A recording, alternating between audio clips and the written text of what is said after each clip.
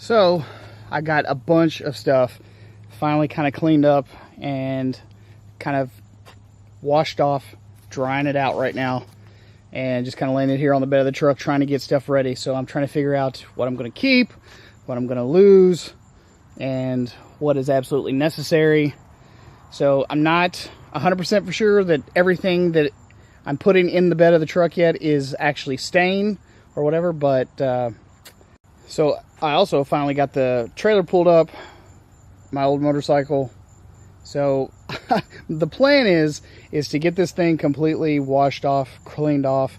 I'm going to put a paint on it, coat of paint, throw some new tires on here, clean out the bed, throw down some new plywood inside, and just make it look as nice as possible and try and get as much for it as I possibly can. I don't really know what I want to do with this motorcycle.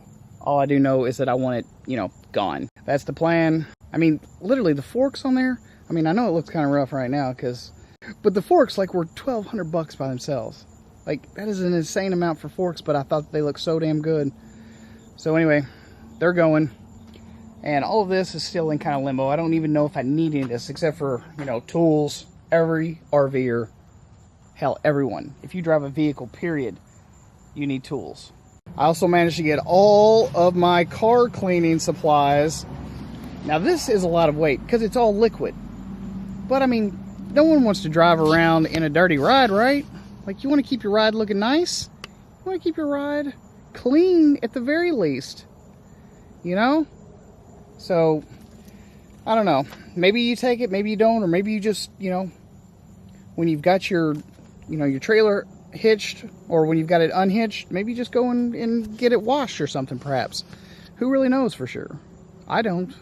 But I seriously think that, you know, maybe this would be worth carrying around. Because I do like to clean my vehicle. I like to kind of tinker. Maybe give me something to do at a campground or something like that. Now, as far as my battery situation goes, like, if I move these, like, I've got some space, you know, and maybe, I've been kind of thinking maybe I should just do a plate straight across here. Do a full-size plate and maybe put 3 AGM house batteries somewhere around 200, 250 amp hours. Something like that.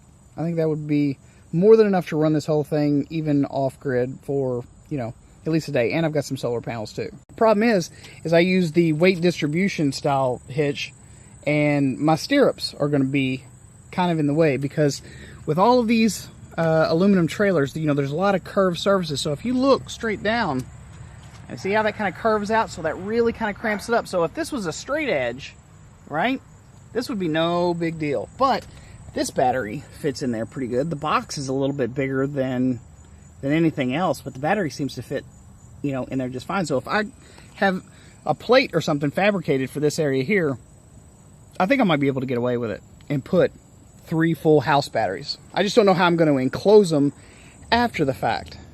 I don't know if someone already makes something like that.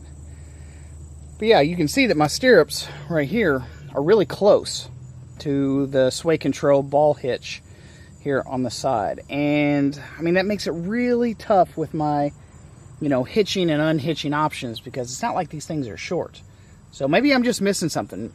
Maybe there's something else that I can do that I just haven't thought of yet.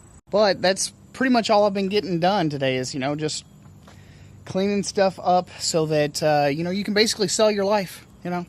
When you're forced out, you know, when you don't want to do something, I mean, you don't have much choice. You can't take everything with you. You can't take it all. I mean, some of it has to go. So the vast majority of mine is going. But, you know, I haven't needed it, so I've not thought about it. I've kind of neglected it, and now it's time to turn it loose. It's time to turn it all loose. Make some money from it, put it in savings, and figure out what or where better, but you know, that's the better question, where I want to be next. And that possibility is just wide open.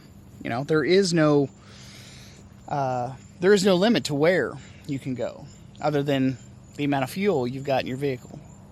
But besides that, you can pretty much go anywhere. I'm not going to say that this has been an easy process, because it hasn't. You know, like I said, when it's forced, like, you don't really want to do it. You don't want to give up your house, your home, your relationship, all your animals, you know, the area that you've grown accustomed to being in, but you know, sometimes you just don't have a whole lot of choices. And honestly, I mentioned this to my ex just a few minutes ago. I was just like, I don't understand how people that have been married for 20 years or whatever can just get divorced and manage to get stuff done, manage to separate their lives without them being amicable. I mean, it kind of blows my mind.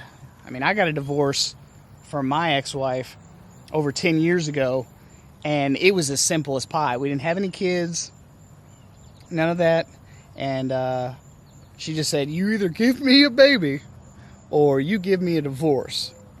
And that's what I did. I said, you go get the papers and I'll sign them for you right now.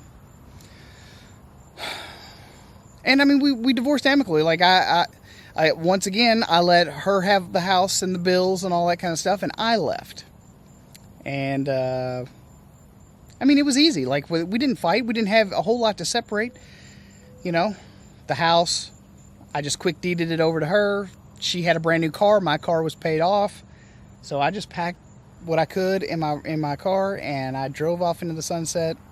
You know, maybe a month later or so, 2 or 3 weeks later, after the divorce was final, she had already started dating and seeing other people. I was kind of doing the same thing. So it was honestly no big deal. But I mean, you hear some really, really bad horror stories about some people just like losing their minds and not letting their partner back into their house to get clothes or even their toothbrush or whatever. And it's just like, how old are you exactly?